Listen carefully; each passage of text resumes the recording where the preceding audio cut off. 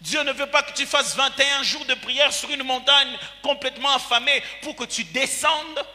Tu donnes de belles prophéties, mais tu continues à vivre dans l'impudicité, à parler sans aucun respect de la race des autres, à considérer des grandes personnes comme des petites choses, à te mettre, les gens doivent s'agenouiller devant toi parce que tu as une parole prophétique. Ça ne ressemble pas à Jésus. Je sais à qui ça ressemble. Alors ça me pousse à douter un peu. Est-ce que c'est Dieu qui parle à travers toi? Parce que si Dieu parlait à travers toi, tu dirais non pas à moi, mais à lui soit rendue toute la gloire. Pourquoi tu récupères la gloire? Écoutez-moi, le diable aime la gloire parce qu'il n'est pas fait de la nature glorieuse. Or nous sommes faits de la nature glorieuse. Nous sommes faits de la même nature que lui. Pasteur, tu dis beaucoup de choses, mais pourquoi tu as lu le texte? Ce texte, c'est le jour où Dieu a inventé la plus belle leçon de tout le temps. L'homme venait de pécher et il a quitté le jardin d'Éden. Et Adam a connu sa femme et ils ont enfanté leur premier enfant. Dieu l'a fait exprès. C'est vrai qu'après ils vont enfanter plusieurs enfants. Vous savez, on va parler des 7, on va parler des autres frères et des autres sœurs plus tard. La Bible dit qu'il y a eu plusieurs autres enfants. Mais on nous montre d'abord ces deux premiers ici parce qu'il y a un conflit très fort qui est lié à l'histoire de la Bible. Il faut écouter ce que Ève dit. C'est là que vous saurez le secret. Ève dit, j'ai formé un homme à l'aide de Dieu. Très intéressant. Ève utilise le même verbe qui est utilisé le jour où Dieu a formé l'homme de la poussière. Ève dit, moi aussi, j'ai créé un être humain à mon image, comme Dieu nous a créés à son image. Ce jour-là, la création, souvenez-vous, l'être humain est la création de Dieu. Mais son fils est sa création. Après Adam, Dieu ne touche plus au sol pour faire une autre création. Si bien que même quand lui-même veut venir sur la terre, il passe par la femme. Et n'oubliez pas, c'est par la femme que Dieu forme. Du coup, il ne passe pas par son père, il passe par la femme, celle qui criera, à l'aide de Dieu, je formais un être humain. Ce jour-là, l'homme venait d'avoir une leçon élevée. Lui aussi avait son image et sa ressemblance. Il pouvait ressentir ce que je ressens aujourd'hui de mon fils et de mes filles. Pour savoir qu'est-ce que c'est que l'adoration, l'homme devrait comprendre qu'est-ce qu'on ressent lorsqu'on voit son image et sa ressemblance. Et Dieu nous a donné l'occasion d'avoir 2 enfants au début. Ces 2 enfants étaient les modèles parfaits. Un qui est le bon modèle, l'autre qui est le mauvais modèle. L'un qui est le modèle que Dieu trouve agréable et l'autre le modèle que Dieu ne trouve pas agréable. Le voilà, ils ont maintenant eux aussi des êtres qui leur ressemblent. Mais dans ces 2 êtres qui leur ressemblent, le premier meurtre de l'humanité a été commis en famille. C'est un frère qui a tué son frère, rien que pour la jalousie. Vous savez que la première personne qui est morte sur la terre, tuée en plus, est morte à cause de l'adoration. Parce que son adoration était favorable, celui qui n'a pas pu supporter l'excellence de son adoration a eu besoin de l'éliminer. Dieu a exposé Adam et Ève à une situation difficile. Vous avez 2 enfants. Ils sont sortis de vous. Vous les avez élevés. Et vous avez envie de dire, Caïn, d'où te vient ce cœur? Caïn, vraiment? Caïn. Eh, Caïn. D'où? Moi, ton père, est-ce que tu m'as vu, moi, ton père, un jour, lever la main, tuer quelqu'un? Caïn, ça te vient d'où ça? C'est le cri que Dieu pousse à l'humanité. Il dit, ça, ce n'est pas vous. Ça, ce n'est pas... Ça te vient d'où ça? Tu n'es pas fait de cette nature. Ça te vient d'où ça? Toi, tu n'es pas comme ça. Je ne t'ai pas formé avec cette matière-là. Et Adam et Ève, ils avaient leur propre image. Et c'était perdu, c'était perturbé. Abel est mort. Qui l'a tué? Caïn, son propre frère.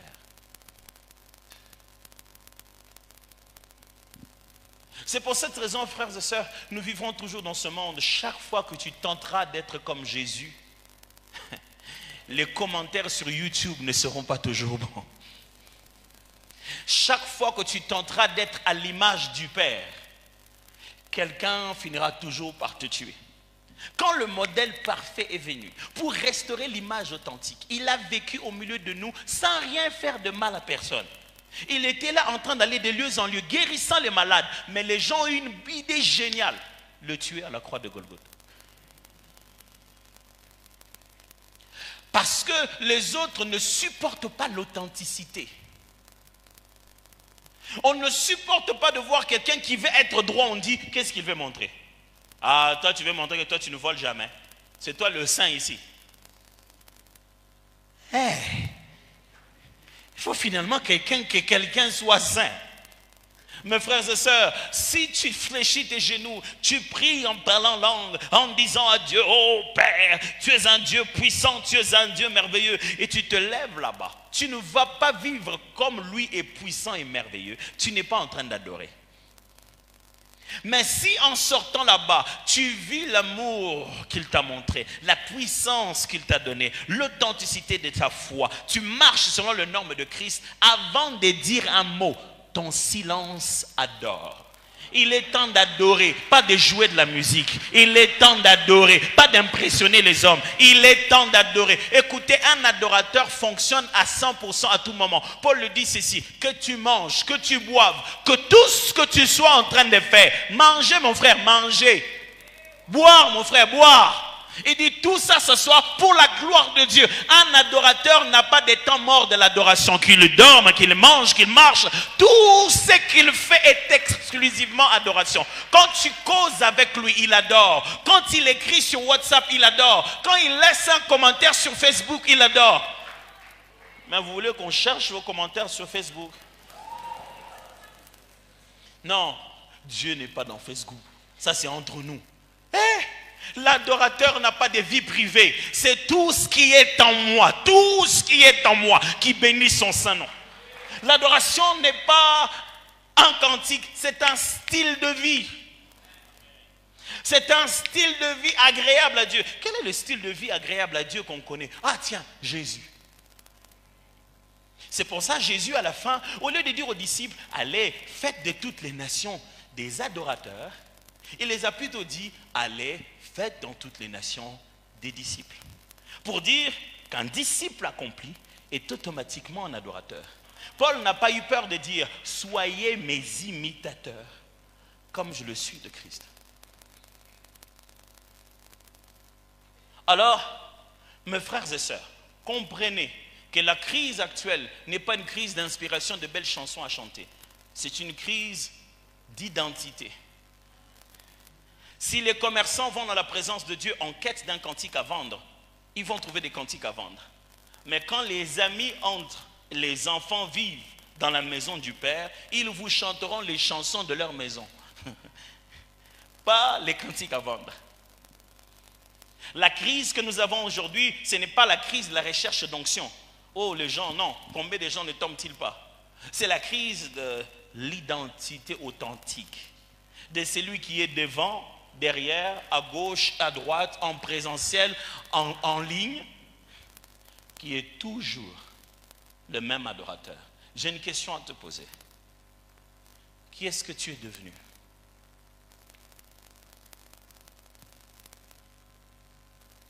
Un jour, Jésus arrive, je vais finir par là. Jésus arrive, un monsieur vient le voir, dit, maître, oui, il dit, maître, est-ce que tu peux pas quand même...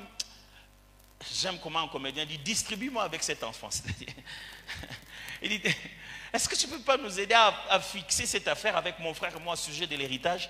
Il y a l'héritage des parents là, il faut que quelqu'un nous aide. Lui, il dit que c'est à lui. Moi, je dis, Jésus le regarde, il dit, ok. Non, il n'a pas dit ok, ça c'est moi. Il dit, qui m'a mis juge dans vos problèmes? Vous pensez que Jésus manquait la sagesse pour résoudre ce problème? Oh, la Bible dit, lui-même disait, il y a ici plus que Salomon. Ce n'était pas un petit cas comme ça qui manquerait de sagesse, mais il dit, je ne suis pas venu pour ça. Écoutez-moi mes frères, si vous ne savez pas qui vous êtes, le monde fera de vous quelqu'un d'autre et ils vous refuseront de changer pour rentrer à ce que vous étiez. I have to repeat that. Dans ce monde dans lequel nous sommes, les gens nous collent des étiquettes. Les gens savent, même les gens des femmes qu'il faut épouser. Il dit, ah, il est mon amour qui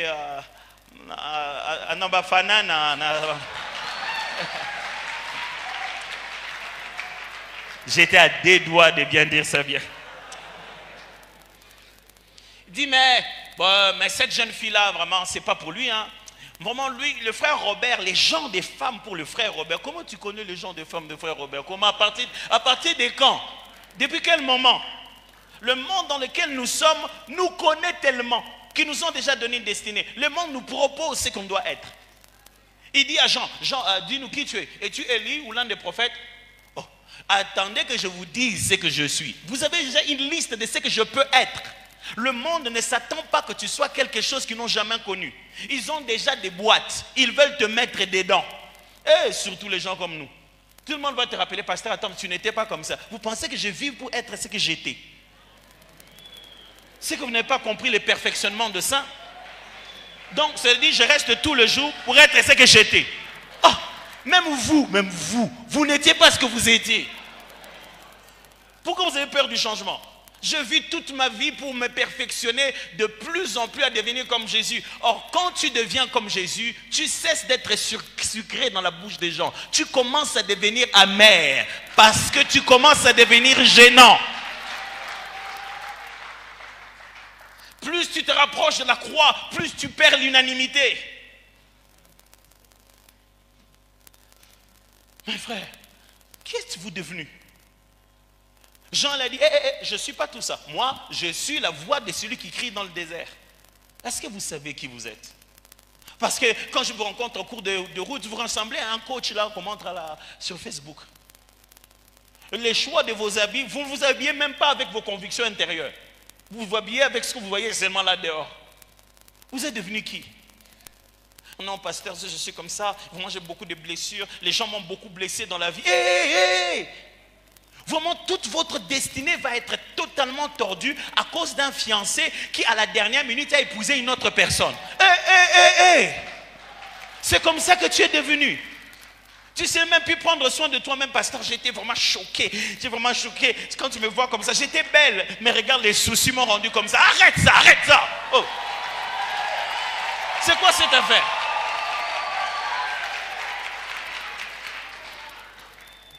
Il ne t'a pas aimé pour te rendre belle. C'est parce que tu étais belle qu'il était venu vers toi. La beauté a précédé votre relation. Redeviens belle, arrête ça. Comment un jeune homme qui n'a rien à faire va conduire toute ta destinée comme ça? Dieu t'a créé sur la terre en attendant que lui devienne sensé. Donc tu n'as pas de but sur la terre. Non, pasteur, si tu nous vois comme ça, les jeunes là, on se débrouille, c'est parce qu'on n'a pas d'argent. Ah! Le Dieu du ciel a dû attendre jusqu'à ce que les Lydiens imaginent la monnaie et les Chinois imaginent la monnaie fiduciaire. Alors Dieu dit, je vais vous donner cet argent. Donc nous allons chez Dieu pour lui demander ce que les Chinois ont inventé. Pendant qu'il a dit les mots bénir, il a béni dans les jardins d'Éden, il n'y avait pas de francs congolais. C'est que tu ne sais pas où se trouve la bénédiction. La bénédiction est dans l'identité de qui tu es. Il y a une ressource qui ne s'épuise pas. Ce n'est pas dans ce que tu as, c'est dans ce que tu es. Qui est-ce que tu es devenu?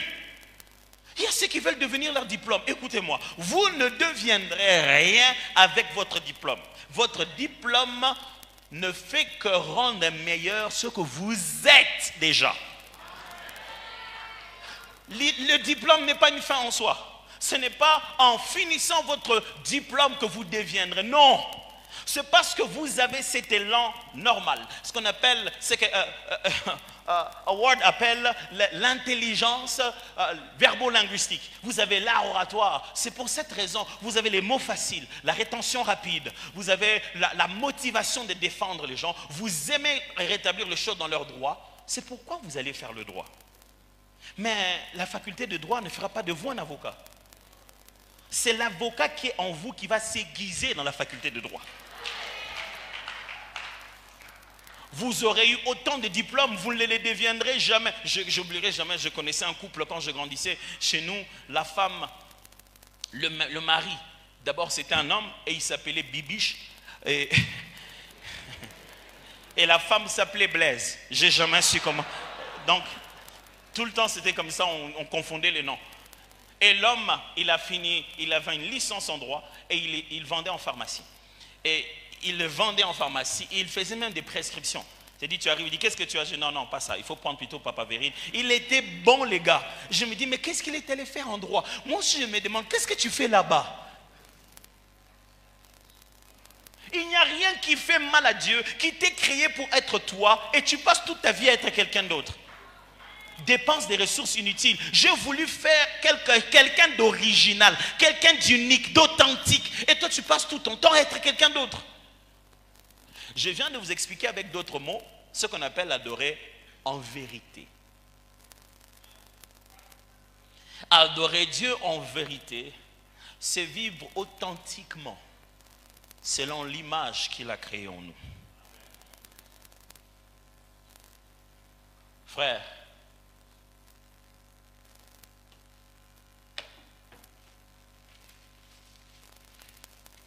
qu'est-ce qui se passe en vous? Êtes-vous tellement en train de tourner autour d'un même péché que le diable vous rappelle tout le temps, ah vraiment toi, tu es devenu un chien qui dit au lion qui est son fils, vous n'êtes pas de la même nature. Qu'est-ce que vous êtes devenu?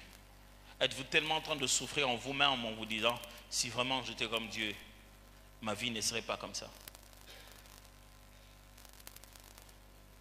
Je sais parce que le diable ne cesse pas de vous rappeler au fond de vous-même.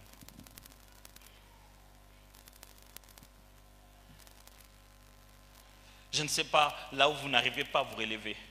Pasteur, je n'arrive même pas à prier. Non, ça commence pas par prier d'abord. Ça commence par être.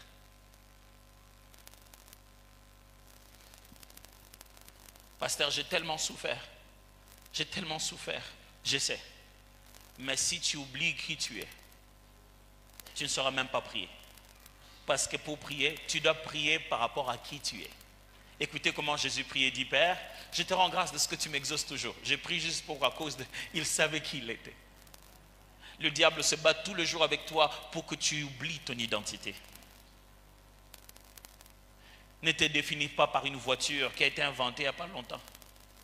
Ne te définis pas par une tenue que des gens sont juste en train de mettre en avant pour vendre. Ne te définis pas par un téléphone, une marque que tu n'as pas. Et tu oses t'appeler pauvre parce que tu n'as pas une marque de téléphone. Pourquoi tu te définis par ça? Si tu veux commencer à te définir, commence d'abord par le souffle de vie qui est en toi. Parce que ça, tu as reçu l'esprit de la nature de Dieu, à son image et à sa ressemblance. Sachez-le bien, même un chien vivant vaut plus qu'un lion mort. Tant que vous avez ça, ce souffle de vie et que vous ouvrez les yeux, vous êtes prêt à fonctionner comme Dieu et tout peut arriver à n'importe quel moment, à n'importe quel instant dans votre vie. Je ne sais pas jusqu'où le diable a criblé votre cœur, mais ce soir j'aimerais vous dire, vous n'êtes pas ce qu'ils vous disent, vous n'êtes pas ce que ça donne l'impression, vous êtes ce que lui il a dit que vous êtes. Et au moment opportun, il le dira aussi aux hommes, voici celui-ci est mon fils bien-aimé, en qui j'ai placé toute mon affection. Nous ne savons pas encore qui tu es, c'est pourquoi on parle de toi comme ça. Mais le temps va arriver où Dieu va révéler à la création tout entière la révélation, la véritable nature de fils de Dieu. Ne le laisse pas, écoutez-moi, ce n'est ni 43%, ni 70%, ni 90% qui détermine qui tu es réellement. Ce n'est pas ce qu'un professeur a signé sur son papier qui dit qui tu es.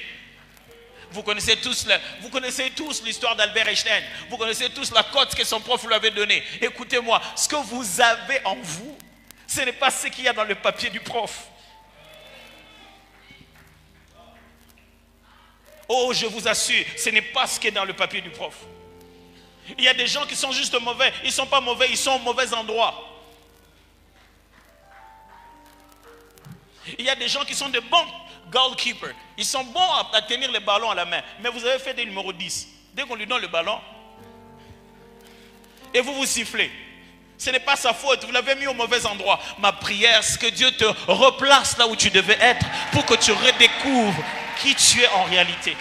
Je prie ce soir que les blessures de ton cœur qui ont commencé à te donner une image de ce que tu n'étais pas puissent complètement partir. Jésus est mort à la croix pour que tu te voies tel que Dieu te voit en réalité. En réalité, tu n'es pas ni Kabanga, ni Musungai, ni qui que ce soit. En réalité, tu t'appelles enfant de Dieu, un sacerdoce royal, un peuple saint, ressuscité avec Christ, racheté par le précieux sang du Sauveur, digne de la mort d'un roi à Golgotha. Un Dieu est descendu sur terre pour mourir pour toi.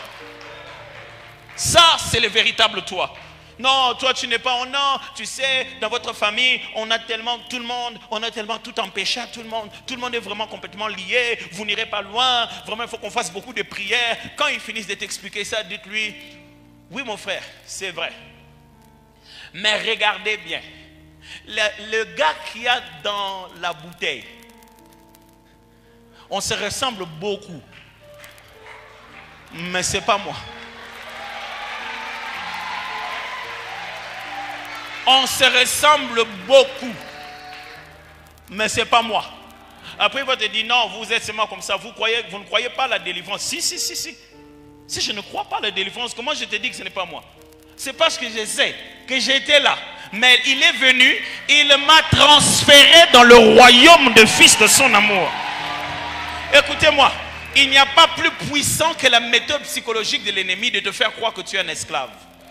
Parce que même sans les liens, un esclave est un esclave dans la tête. On n'a pas besoin de liens pour nous coloniser. On continue à nous coloniser d'une autre manière. Quand vous rencontrez un esclave, il est dehors, mais il a la mauvaise attitude. C'est dans sa tête. Et aujourd'hui, le diable n'a plus rien. Il n'a personne. Mais il les a dans la tête. Il dit, ah, tu sais, regarde, tu as dit que tu étais délivré, regarde. Ça s'est encore fait. C'est que tu n'es pas délivré. Ah, papa, qui te dit que parce que je ne marche, je ne peux pas m'asseoir? Non, parce que je marche, je dois tout être debout. Il te ment. Jésus est mort à la croix de Golgotha. Il a porté sur lui l'iniquité de nous tous. Tu n'es pas partiellement enfant de Dieu sur base de ta sanctification du jour. Non. Tu as reçu tous les droits d'avoir ton nom inscrit dans le livre de vie les jours où tu as dit oui à Jésus de Nazareth.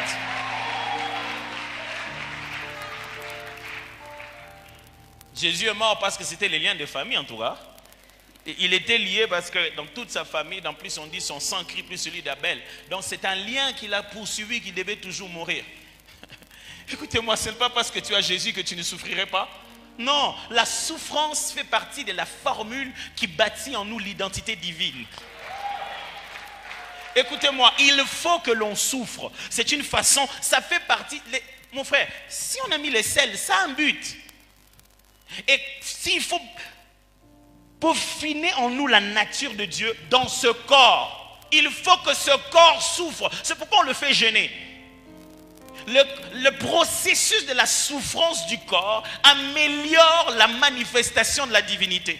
Et quelquefois, Dieu dans son dessein, il te met des processus, des cadres que toi tu vas appeler souffrance, que lui il appelle école, raffinerie, transformation. Ce n'est pas parce que tu es enfant de Dieu que tu dois commencer à avoir des milliards dans les poches. Non, la loi du travail existe. Il faut travailler. Et tu vas valoriser ce que tu vas avoir. Je ne sais pas là où tu te trouves maintenant, mais que l'ennemi ne te mente pas. Tout ce que Dieu attend de toi d'abord, c'est vivre comme Jésus. Tel qu'il est, tel que tu dois être, en parole, en pensée. Dis-toi, est-ce que Jésus ferait ça? Jésus, je vais être comme toi. Jésus, je vais vivre la même vie que toi. Peut-être que je vais laisser une question, mais je veux juste qu'on puisse prier pendant un moment pour rendre juste grâce à Dieu pour ce qu'il a fait pour nous. Juste ce que Dieu a fait pour nous.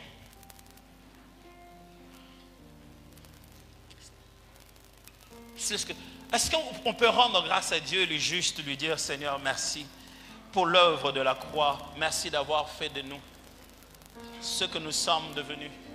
Nous sommes devenus des parfums qui chantent, de parfums qui dansent, de parfums mélodies.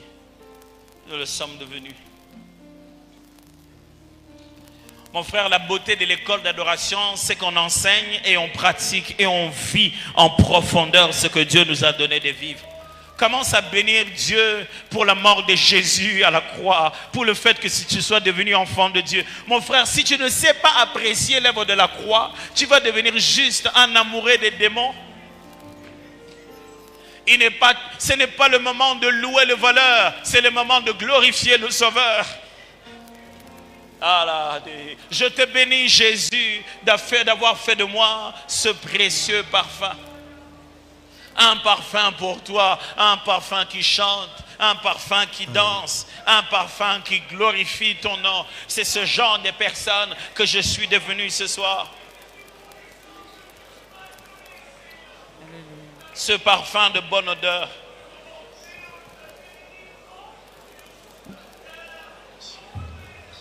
Je me donne en parfum, Seigneur.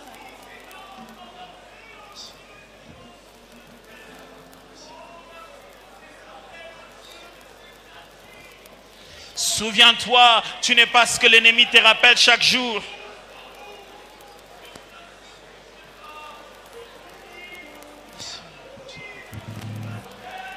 Souviens-toi, tu n'es pas tout ce qu'il te rappelle chaque matin. Tu n'es pas ce que les hommes te proposent d'être.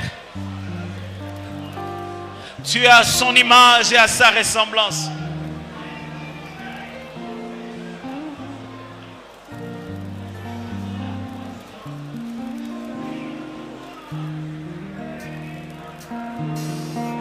Je me donne en parfum, Seigneur.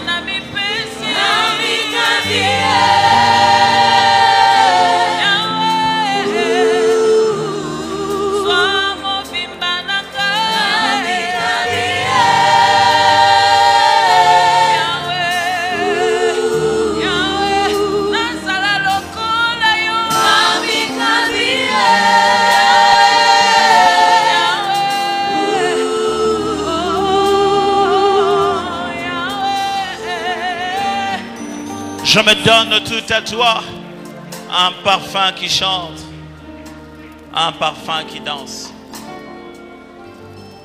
Ce soir, j'aimerais prier pour une catégorie de personnes. Vous êtes là ce soir et vous vous dites, pasteur, c'est de moi que tu as parlé. Je me suis tellement fait matraquer par l'ennemi. Il a tellement parlé à ma tête que j'ai perdu toute foi à l'identité réelle d'enfant de Dieu que je suis censé être. Quand je me pense être quelqu'un, je ne me pense pas être au maximum. Je le suis, mais je le suis à faible dose. L'ennemi a réussi à me faire croire que je ne suis pas ce que Dieu voulait que je sois. Et ce soir, je compris. Je l'ai reçu gratuitement. Et c'est là-bas que réside mon adoration. Et j'aimerais que tu pries avec moi pour que cette foi à mon identité revienne pleinement dans mon cœur. Si c'est de toi que je parle, mon frère, ma soeur, lève seulement la main là où tu es. Et je vais prier pour tous ceux qui veulent cette prière. Il dit, pasteur, prie avec moi, je vais vaincre la guerre avec l'ennemi de façon définitive. Merci. Abba, vois mes frères, vois mes soeurs. Connais nos combats, nos défis, nos challenges personnels. Combien de fois chacun voulait tellement être parfaitement ce que tu veux. Et on a oublié que ce n'est pas par nos efforts qu'on le devient. On l'est déjà devenu depuis la croix de Golgotha. Et ce soir, notre identité crie, je ne suis pas comme ça.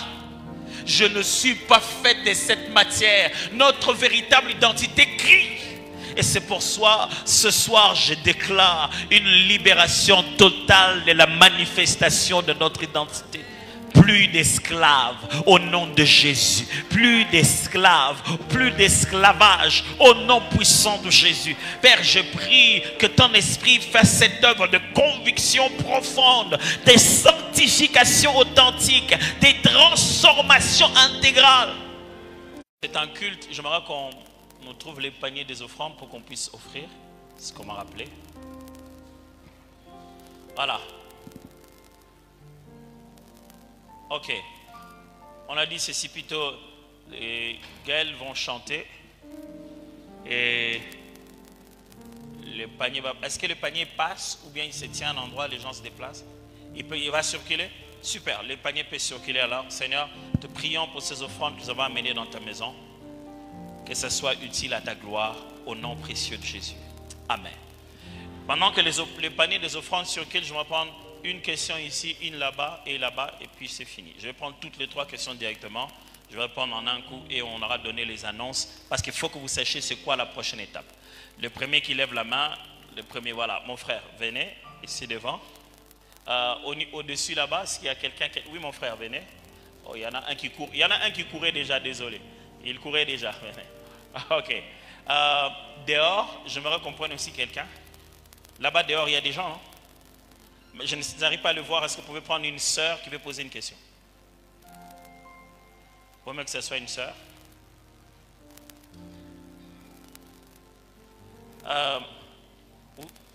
Où est l'autre frère qui descendait?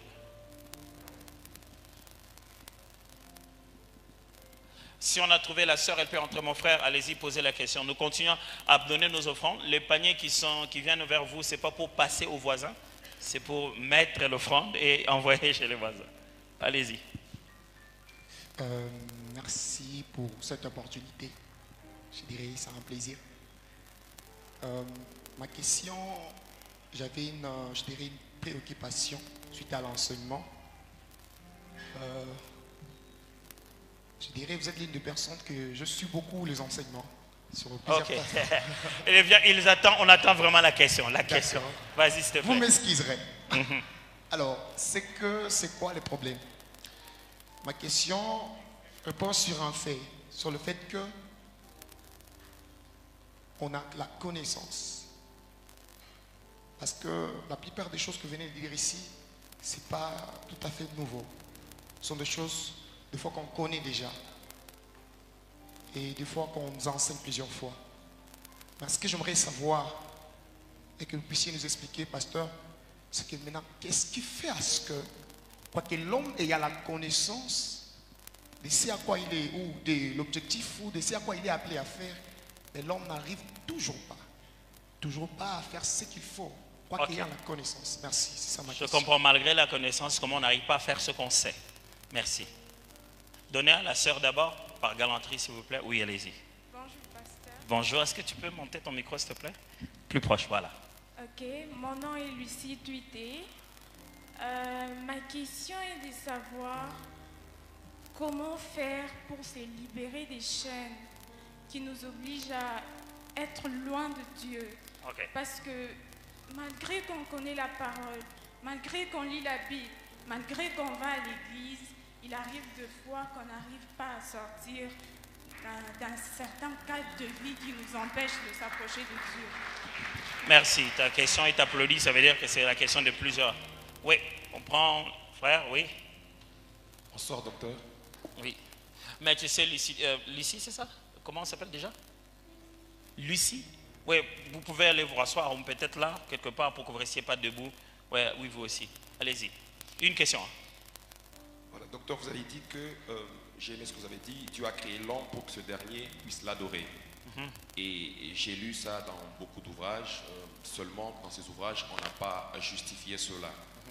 Je voulais savoir si c'est une conclusion d'érudition théologique ou soit il existe un texte ou des textes dans la Bible, bon, des textes explicites qui pourraient le justifier clairement. Merci. Merci. Oui. Bonsoir docteur. Bonsoir. Moi c'est le frère Gloire Makonga.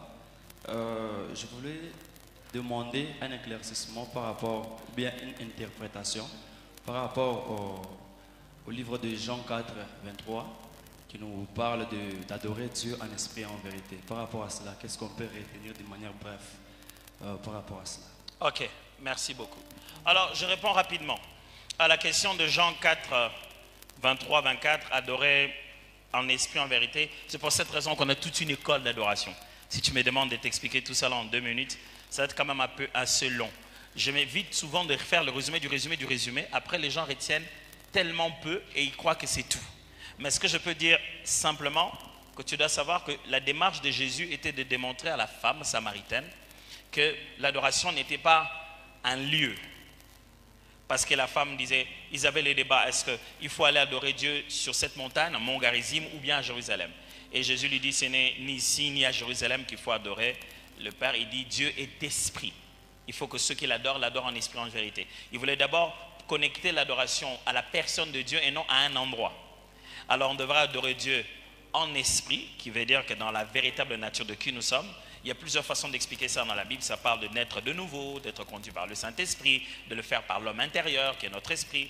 Et on devait l'adorer en vérité, comme je vous expliquais ici, en étant ce qu'on est censé être, en vivant dans la vérité de la foi chrétienne, en exprimant la vérité comme un style de vie, un mode de vie, comme une armure de la foi. Donc, c'est juste une façon de dire simplement que c'est une relation qui se passe à l'intérieur et qui s'exprime dans notre vécu. On doit le faire en esprit, qui est la nature de Dieu, et en vérité, qui est l'authenticité de l'adoration. Y a-t-il un texte biblique pour justifier directement que la raison de la création de l'homme, c'est l'adoration? Devons-nous chercher un texte biblique qui dit Dieu a créé l'homme pour l'adorer? Vous ne trouverez pas non plus un autre texte biblique qui vous dira Dieu a créé l'homme pour. Le pour, c'est garder les jardins d'Éden. Vous trouverez des textes qui vont parler du travail que l'être humain devait faire dans le jardin d'Éden, comme service exécuté. Mais lorsque vous faites vous avez utilisé vous-même les termes, la déduction théologique, la progression de la révélation du concept de l'adoration, vous vous rendez compte que c'est ça le but principal, le but premier. L'originel était ça. C'est pour cette raison fondamentale. Et vous vous rendez compte que vous allez commencer à retrouver dans l'ombre ce que vous voyez dans la destinée finale de l'humanité. La destinée finale de l'humanité, de l'Église et de l'humanité, ça sera mental de Dieu. Le but de Dieu, c'était toujours l'adoration. Non pas seulement comme le culte des parfums que l'on brûlait, mais avec une intention finale à travers la révélation de la personne de Christ et tout ce que je viens de vous enseigner maintenant. En montrant chaque fois qu'il s'agit d'un temple qui se trouve dans le lieu céleste. Il dit à Moïse, tu vas construire le temple selon que je t'ai montré ici. Hébreu dit, un tabernacle qui n'a pas été traversé par les mains d'hommes. Et vous retrouvez que Jésus en parle dans Jean en disant qu'il est lui le temple qu'on devait détruire et que Paul va confirmer en disant que nos corps sont le temple du Saint-Esprit. Tous les éléments théologiques montrent que la finalité, le but et même l'intention principale de Dieu, c'est de créer un être qui lui ressemble, avec qui il est dans une relation permanente. C'est cette relation qu'on appelle l'adoration. Parce que l'adoration n'est pas ce qu'on fait, mais c'est ce que l'on est. C'est une relation qu'on établit. La question de... le visage me rappellerait la question. Oui, la question qu'on a acclamée. Elle va à peu près de pair avec l'autre question que le frère a demandé. Pourquoi malgré tout ce que l'homme sait, il n'arrive pas toujours à faire ce qui est bien? Pourquoi malgré tout malgré l'amour qu'on a de Dieu, de fois il nous arrive de se retrouver à faire quelque chose qu'on n'aimerait pas?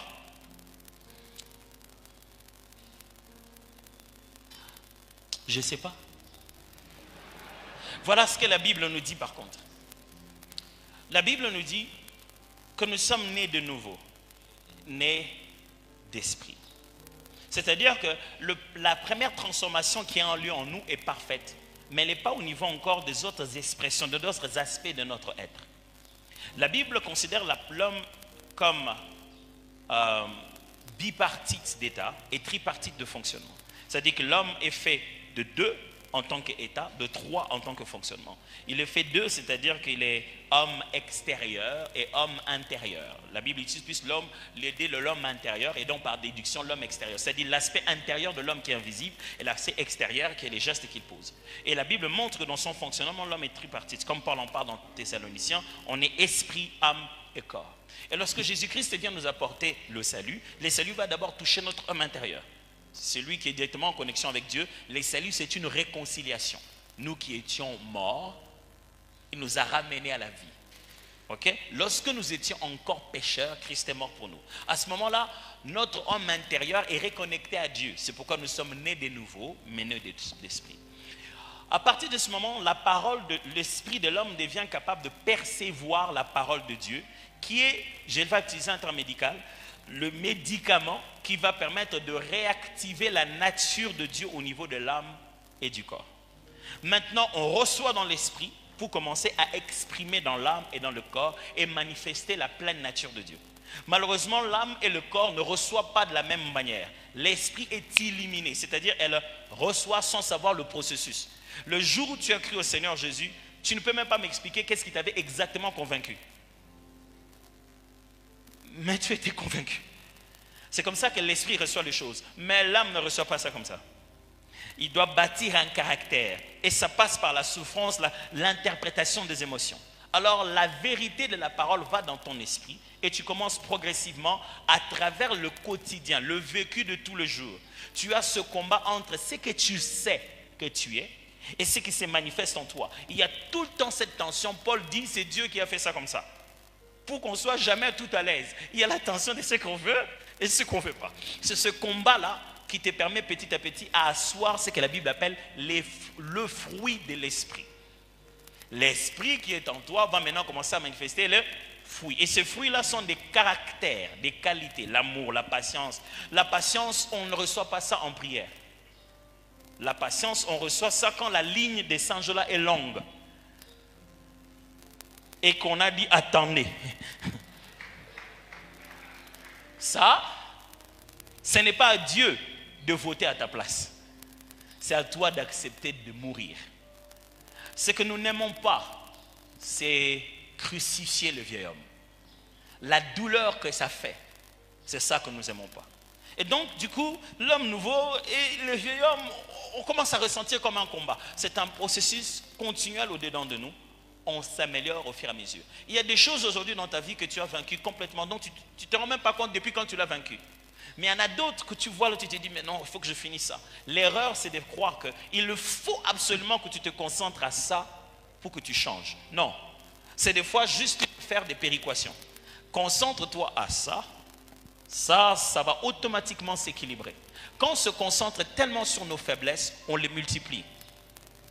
Vous devenez tellement conscient de vos erreurs que vous devenez plus conscient de son cycle. Comment on fait pour aider un enfant à ne pas faire pipi dans les habits? On dit non, retiens-toi. Quand on dit retiens-toi, ça veut dire quoi? Pense à autre chose. Comment tu fais toi-même? Tu te dis non, j'oublie ça. Parce que plus tu te dis je dois faire pipi, je dois faire. Tu sais comment ça fait, non? Je dis tu dois faire pipi, je dois faire. Plus tu dis ça, puis tu dis je pense à autre chose. Mais quand on te dit c'est là-bas que tu dois te soulager, plus tu t'avances, plus tu commences à sentir que je n'arrive pas à mériter parce que tu es concentré sur ça. Alors, le monde dans lequel nous sommes nous concentrera de plus en plus sur les choses qu'on n'arrive pas encore à vaincre. Plus tu t'y concentreras, mieux tu deviendras. Voici la solution de Dieu. Ce n'est pas concentrez-vous sur les œuvres de la chair, travaillez pour les abandonner. Non, la Bible dit, soyez remplis du Saint-Esprit et vous n'accomplirez pas les œuvres de la chair.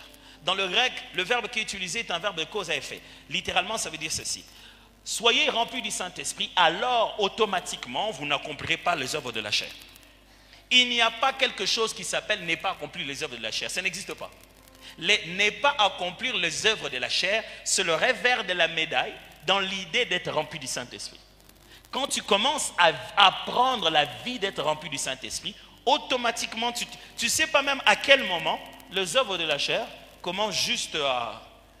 Imagine-toi que tu consacres ta vie à la prière. Les heures que tu passes à la prière, c'était les heures où tu étais ailleurs en train de faire autre chose. Donc, en réalité, il est important de reconnaître dedans de nous qu'il faut se concentrer à la prière, à la parole de Dieu, à l'Esprit de Dieu, et non pas à nos faiblesses. Quand il t'arrive de ne pas faire ce que tu voulais, ressaisis-toi. Marche avec l'Esprit. Dis au Saint-Esprit, je veux apprendre à mieux t'écouter.